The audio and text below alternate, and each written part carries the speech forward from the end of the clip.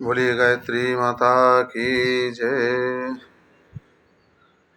आइए गीता चिंतन में आज हम अध्याय 3 श्लोक नंबर 16-17 का चिंतन करते हैं, जिसमें भगवान यज्ञ की महिमा बताते हुए और यह बताते हैं कि यह सृष्टि का चक्र है। इसी तरीके से सृष्टि चलती है और इसी सिद्धांत पर सृष्टि चलती है।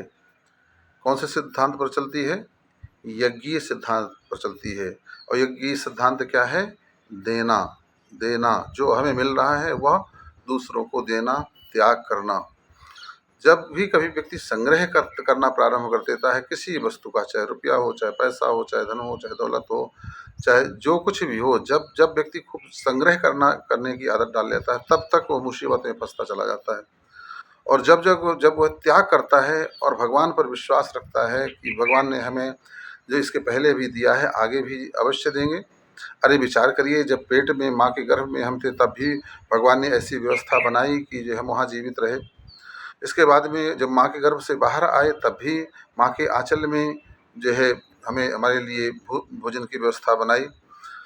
इसके बाद जब माँ का आंचल छूटता है, हमारे दांत हो जाते हैं, तब हमारी जठराग्नि को, हमारी आंतों को, हमारे लीवर को सब इतना मजबूत बनाता चला जाता है, हम फिर भोजन करना प्रारंभ कर देते हैं, तब भी देता है।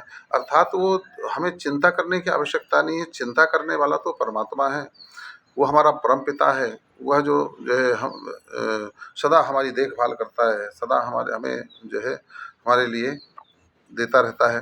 तो वो चिंता वो करे, मगर हम चिंता अपनी स्वयं करके और गलत रास्ते पर चल देते हैं, परमात्मा के बनाए सिद्धांत के बिल्कुल विपरीत चल देते हैं, यज्ञ के विपरीत चल देते हैं। और भगवान कहते हैं कि सृष्टि चक्र में जो है व्यक्ति चलता है, एवं प्रवर्तितम चक्रम नान वर्तयति ही यह अघायुर इंद्रियारामो मोहम पार्थ जीवति।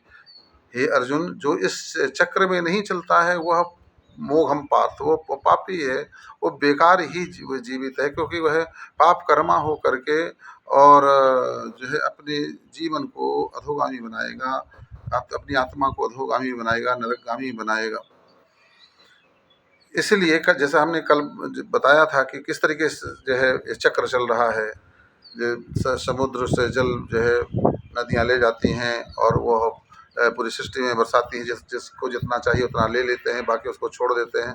तो वह नदी वही जल नाली बन करके, नाला बन करके, नदी में मिल करके और पुनः समुद्र पर पहुंच जाता है। यह यज्ञीय भाव है। जो इसमें नहीं, जो ऐसा यज्ञ नहीं, जो इस तरीके से बर्ताव नहीं करता, ऐसा जीवन को अपने नहीं बनाता, वो देने का भाव नहीं रखता, वो देता नहीं है, जो है संग्रह करता है, उसके जीवन में कठिनाइयाँ आती हैं और वह जो है वो पापी व्यक्ति है। भगवान का कथन है वो बेकार ही जीवन जीता है।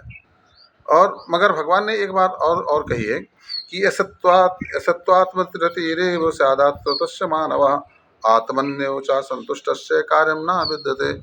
मगर हे अर्जुन, यह जो है सांसारिक व्यक्तियों के लिए ये सब कहा जा रहा है, मगर वह योगी जो कि आत्मा से आत्मा में ही संतुष्ट रहता है, वह अंतर्मुखी है, उसे कुछ संसार से कोई अपेक्षा नहीं, कुछ चाहे नहीं है ना, उसके लिए यह सिद्धांत लागू नहीं होता है।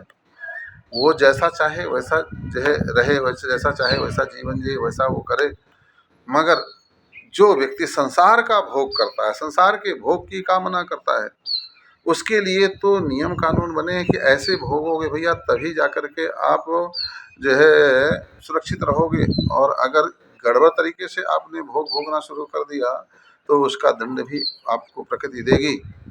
इसलिए दंड से बचने के लिए हमें चाहिए कि हम यज्ञी भाव रखें और सदा देते रहें जो भगवान ने हमें दिया है, और बड़े बड़े यज्ञ करके जो है भगवान का आशीर्वाद प्राप्त करें। दो बातें होती हैं, एक बात तो यह कि बड़े बड़े यज्ञ केवल भगवान के आशीर्वाद से ही होते हैं, और दूसरा यह कि बड़े बड़े यज्ञ करके भगवान का आशीर्वाद भी प्राप्त किया जा सकता है। बोलिए गायत्री माता की जय।